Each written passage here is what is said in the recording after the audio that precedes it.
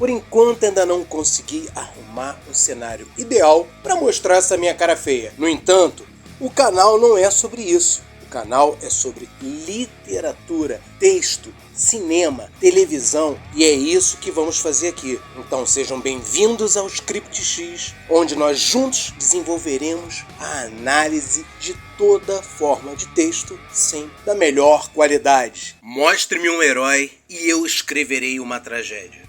Antes de tudo, sejam bem-vindos ao Script X e eu sou Beto Garcia. Mais à frente, farei um vídeo falando um pouco sobre mim, mas apenas no que for relevante para a credibilidade das análises que farei aqui nesse canal, claro. Eu havia planejado um pontapé inicial desse projeto falando sobre um outro filme bastante injustiçado, que é o Wonka. E isso ainda será feito, aguardem. Todavia, parece que o grande escritor, o cara lá de cima, ele tinha outros planos para essa nova jornada. Logo, poucos dias atrás, iniciei uma conversa com um grande amigo, também ex-aluno meu, através do WhatsApp. O assunto, adivinhem qual era? Superman. Um herói que ele sempre soube ser o meu favorito, já que por várias vezes eu dei aulas usando camisas com símbolo do mesmo. Eu sempre tinha e ainda tenho uma camisa do Superman no meu armário.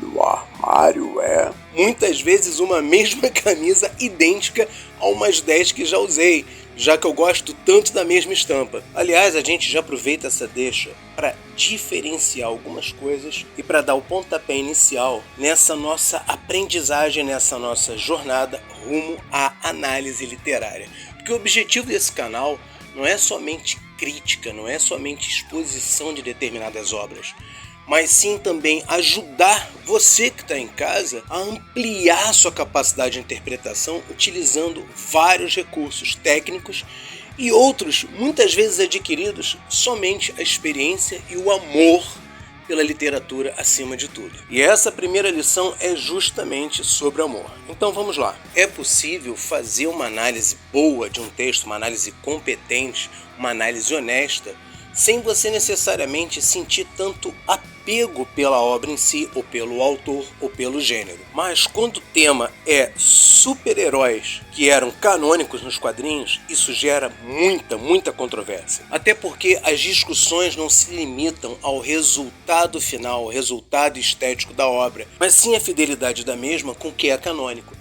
E geralmente o que é canônico é o que está nas revistas em quadrinhos, ou estava pelo menos, já que isso também gera outras polêmicas que um dia a gente discute, não agora. Então vamos lá, eu sou fã do Superman desde criancinha. C'est dur être bébé. E obviamente naquela época eu chamava ele de Super-Homem, como qualquer criança no final da década de 70. Eu sou velho, tô com quase 50 anos, mas quase mesmo. E em 1978, a Editora Abril, a mesma Editora Abril que sempre me possibilitou conhecer tantos heróis maravilhosos através daquele formato antigo de gibizinhos, apresentando tudo que a Marvel e a DC tinham para nos mostrar. Pois é, a Editora Abril lançou o álbum de Superman, o filme.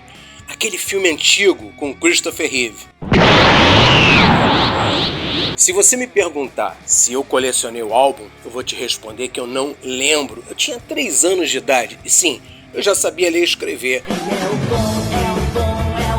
Mas realmente não lembro se eu pedi para comprar aquele álbum ou se minha mãe e meu pai colecionaram por vontade própria, já que muitas vezes eles fizeram isso comprando livros, preparando para o meu futuro, e, de um modo ou de outro, aquilo acabou nas minhas mãos, e disso eu me lembro sim, o meu fascínio com o Homem de Aço. Porque o álbum possuía uma estrutura narrativa, ele reproduzia o roteiro do filme, cena após cena. E isso eu posso garantir que eu lembro muito bem que eu ainda não tinha visto o filme, até porque naquela época as coisas demoravam um bocado para passar na TV.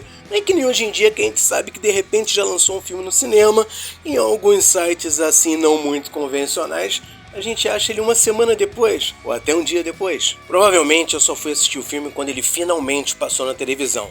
E depois, muitas e muitas vezes, na velha e boa sessão da tarde, e todas essas vezes com certeza eu reassisti. Então sim, eu possuo esse imenso amor pelo personagem, tanto em suas versões cinematográficas e televisivas, quanto nas suas versões nas histórias em quadrinhos, porque sim, Quem conhece quadrinhos sabe muito bem que o universo DC, principalmente, já foi resetado várias vezes, resetado igual a reiniciado. E ainda assim há todas aquelas terras paralelas e etc. que a saga Crise nas Infinitas Terras pretendeu solucionar, só que a gente sabe muito bem que acabou acontecendo de novo. Para concluir, ter esse amor pelo personagem e esse conhecimento profundo da trajetória do personagem em diferentes mídias me faz um especialista? Garante que a minha opinião vai ser a definitiva? Não. Em primeiro lugar, porque a análise literária, análise textual, requer estudo, requer sim alguma técnica e requer muita experiência e muito exercício. E em segundo lugar, porque inúmeros fãs que talvez possuam o mesmo histórico que eu, possuem opiniões diferentes, principalmente a respeito desse filme, Man of Steel. Então, que conclusão devemos tomar? Nenhuma ainda. Essa é a primeira grande lição desse canal. A conclusão, como o nome mesmo diz, ela é o parágrafo final de toda redação, de todo texto e principalmente da sua análise, da sua investigação. Então nós vamos conduzir isso como se fosse realmente uma investigação. Da minha parte, confesso que eu vou conduzir um pouco como se fosse um julgamento e eu tô aqui como advogado do Superman, advogado do Man of Steel, melhor dizendo. Esse vídeo com certeza vai ficar um pouco comprido. Então eu dividirei ele em várias partes, publicando pelo menos uma vez por semana, ok? Então, segue o script. Vem comigo.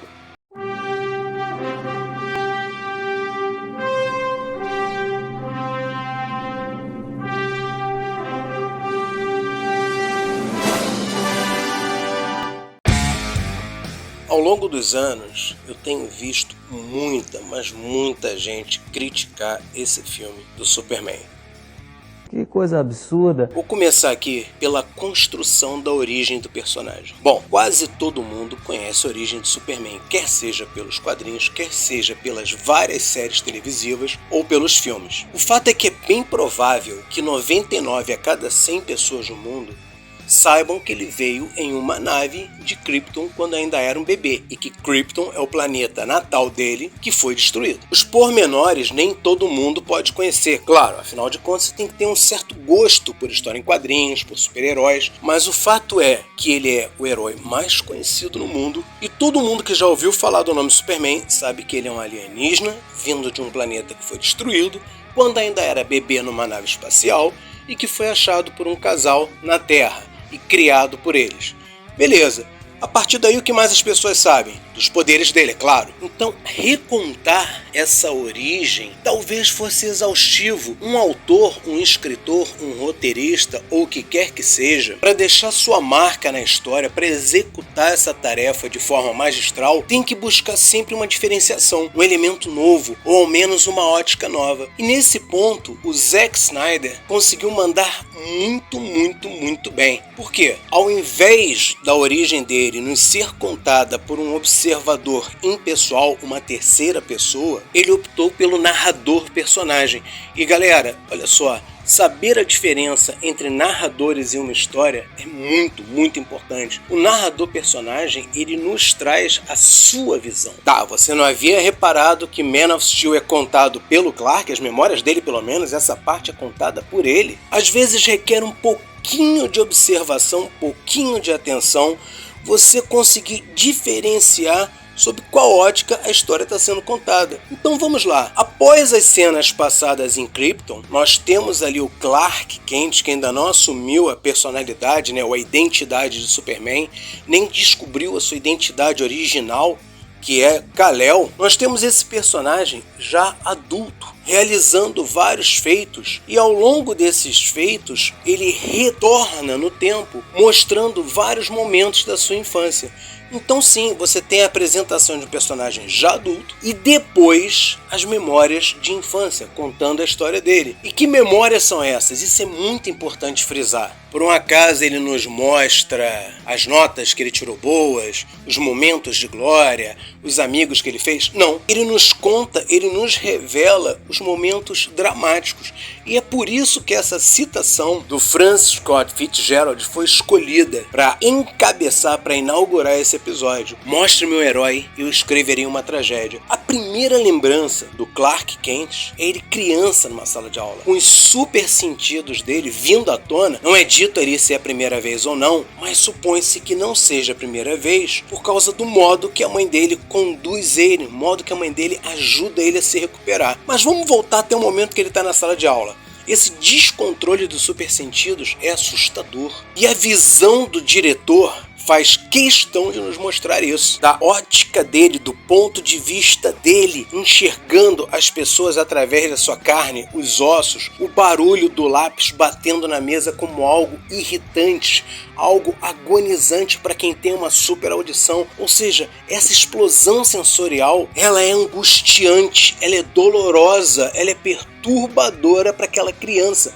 E temos que frisar que ele era uma criança, bem pequenininha ali, talvez com 7, 8 anos. E a coisa foi tão intensa que ele não suporta e sai correndo da sala de aula desesperado e se tranca. Até a mãe dele ser chamada ao colégio e ela vai ajudando ele a controlar, conforme já dito, os seus poderes, os seus sentidos. Vocês repararam o que as outras crianças falam dele? Que ele é esquisito, que a mãe dele não deixa ele brincar com as outras crianças. Ele estava ouvindo aquilo.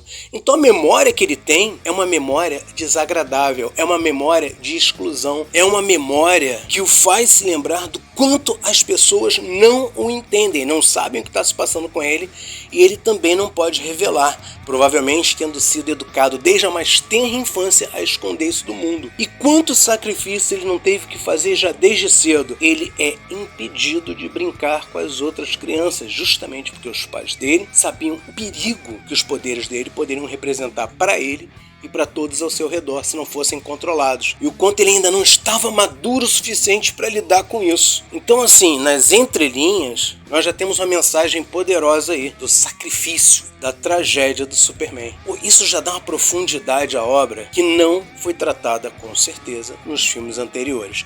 E mil desculpas a quem tem o filme do Christopher Reeve lá no coração, que eu também tenho. Mas temos que entender que esse filme foi narrado com a estética daquela época. Uma estética que não se preocupava tanto com o aprofundamento psicológico do personagem. Talvez até nos quadrinhos já houvesse isso, na verdade já havia, mas não no cinema. O cinema ainda tinha aquela atmosfera um pouco mais fantasiosa, um pouco mais otimista. Claro que alguns vão argumentar dizendo que o filme mostra a solidão dele. Sim, mostra que ele não tinha muitos amigos no colégio. Sim, mas não desse jeito, não com essa profundidade. Em outras memórias da infância, que eu não vou trabalhar de forma tão extensa, senão esse episódio vai ficar muito longo, ele também nos deixa evidente o tempo todo o quanto ele fica angustiado com a sua condição, o quanto ele se sente incompreendido. Ele salva o ônibus escolar e ainda assim não pode mostrar os seus poderes, não pode revelar.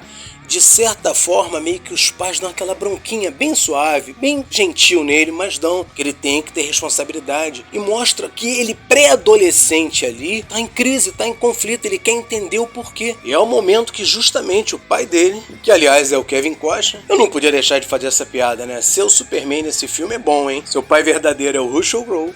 E o seu pai adotivo é o Kevin Costner. Dá uma certa honra fazer parte dessa família, né? Mas vamos continuar. Nesse ping-pong com as memórias de infância e com as memórias já adultas, ele também sofre um bocado. Ele é humilhado por um Zé Ninguém em um bar no qual ele está trabalhando e ele, mais uma vez, não pode reagir. Ele tem que ficar impassível enquanto o cara joga algum tipo de bebida na cara dele. E na pré-adolescência também é mostrado uma cena em que ele é atacado por um grupo de valentões. E assim que eles vão embora, ele confidencia pro pai: eu queria muito bater neles. E aí o pai responde: mas o que aconteceria depois? Que há muito para falarmos sobre todas as simbologias envolvendo o personagem Superman, e inclusive as simbologias contidas nesse filme que acredito terem passado desapercebidamente por muita gente, mesmo os mais críticos ou talvez até os mais teoricamente especializados. Mas essa primeira parte ela é importantíssima. Ela é a parte mais incompreendida por muitos,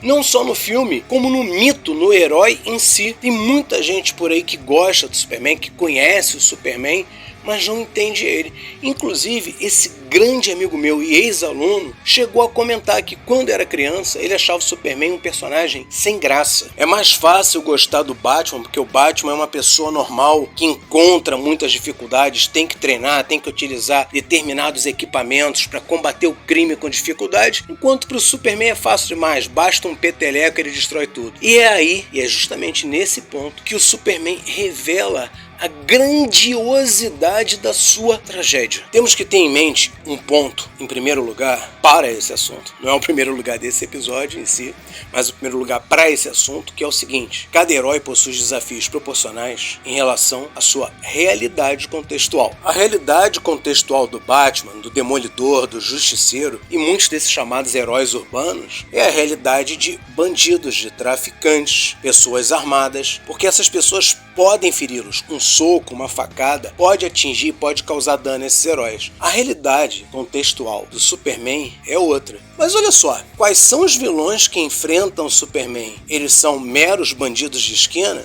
Eles são meros marginais? Não. Nós temos o Doomsday, que é um ser tão poderoso que chegou a matar o Superman nas histórias em quadrinhos. Sim, o Superman morreu, para quem não sabia disso.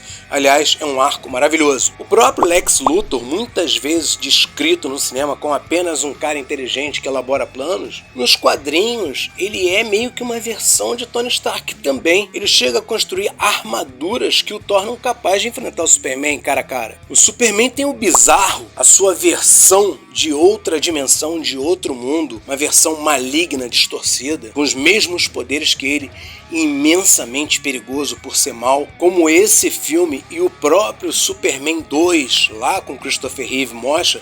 Também existe o Zod, personagem importantíssimo em toda a mitologia do Superman, nos quadrinhos, em várias versões, inclusive no seriado Smallville, que nós vamos citar. Então olha só, os vilões do Superman são proporcionais, mas a questão não é essa. A maior questão do Superman é o seu inimigo interno, aquele que ele combateu com maestria, melhor do que a imensa maioria dos mortais. Porque é isso que ele representa, a superação de si. Para enriquecer essa análise, eu vou trazer à tona uma lembrança do seriado Smallville, que eu também gostava muito, confesso. Apesar dessa pegada meio barrados no baile, tinha sim uma homenagem, um respeito imenso a toda a trajetória do Superman em suas inúmeras versões, até mesmo contando com a participação do Christopher Reeve em alguns episódios. O ponto crucial, entretanto, é que no seriado Smallville, em determinado momento da história do Clark Kent, ele deseja fazer parte do time de futebol americano e é impedido pelo pai, que aliás também é um Jonathan Kent muito bem trabalhado. Mas por que ele é impedido? Em primeiro lugar, porque os poderes dele estão absurdamente acima do limite humano. Como várias vezes dito e demonstrado na série, um espirro dele pode destruir o celeiro. Então imaginem um jovem que ainda não passou por toda a sua trajetória de amadurecimento em um momento de empolgação em uma partida. Mesmo se controlando o máximo, mesmo fazendo tudo certinho, em algum momento sempre haveria o risco dele se empolgar em um pequeno movimento, causar desastres. Imagina um tapa dele dado na cabeça de um outro jogador sem querer. Então o primeiro ponto é esse: os poderes do Superman tornam ele infinitamente mais poderoso que todos os mortais. Na verdade, incomensuravelmente mais poderoso que qualquer mortal, ou até mesmo que a maioria dos super-heróis de quadrinhos. Daqueles a quem foi confiado muito mais será pedido. Lucas 12:48. Pois é, com certeza vocês conhecem uma versão mais moderna dessa frase bíblica, que é: com grandes poderes vem grandes responsabilidades. Sim, a todos aqueles que foram confiados dons imensos, há uma responsabilidade maior, há uma cobrança cósmica maior, há uma missão mais importante que lhes caiba. Essa frase se tornou famosa nos filmes do Homem-Aranha, criada pelo Stan Lee. Só que, no caso do Superman, a proporção dessa frase é muito, mas muito maior.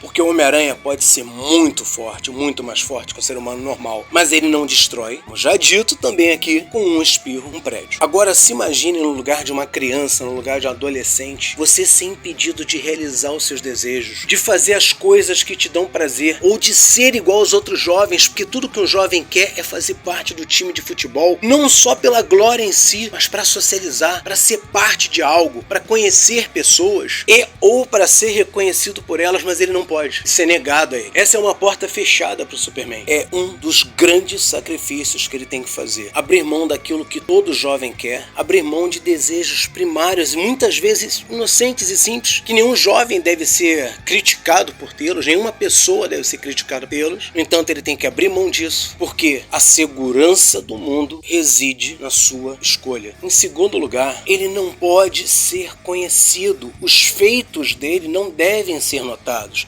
De repente, também no momento de descuido ou descontrole, ele demonstra uma velocidade muito acima do normal e as pessoas notam isso. As pessoas reparam isso.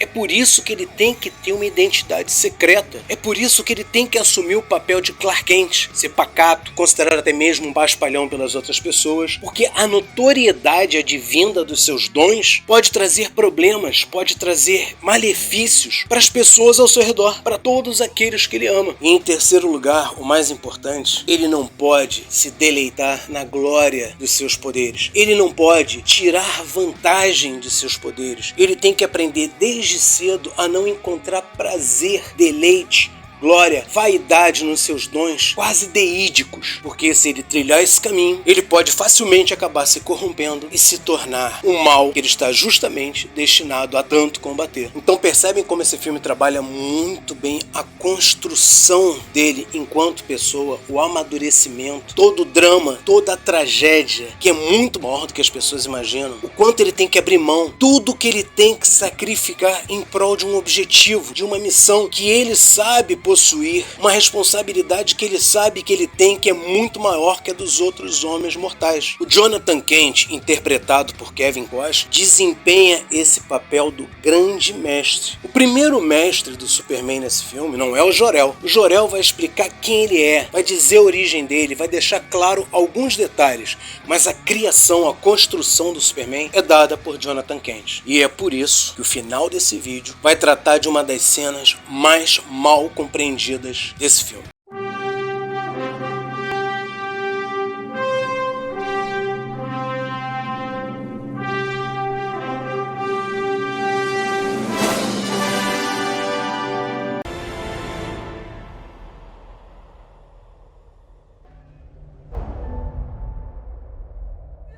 Primeira vez que eu vi essa cena, que é a da morte de Jonathan Kent, eu fiquei chocado. Eu não fiquei chocado porque discordei, porque achei ruim, que achei profano, como muitos fãs fazem. Aquilo me abalou profundamente. Aquilo me atingiu como um murro na boca do estômago. Pessoas como eu, que possuíram uma figura paterna importantíssima, vital em toda a sua trajetória. Uma figura paterna que construiu tudo que eu sou hoje. Pessoas que sentem o mesmo que eu, que tiveram essa experiência maravilhosa de ter um pai, um verdadeiro herói, não tem como não sentir profundamente aquela cena. E aí é que entra a questão da compreensão emocional que você deve ter diante de uma obra literária. É a chamada empatia. Ela não se resume somente de uma maneira superficial ou da boca para fora se colocar no lugar dos outros, mas sim pegar todas as experiências que você teve na sua vida, passá-las por um filtro e o somatório disso ou o substrato disso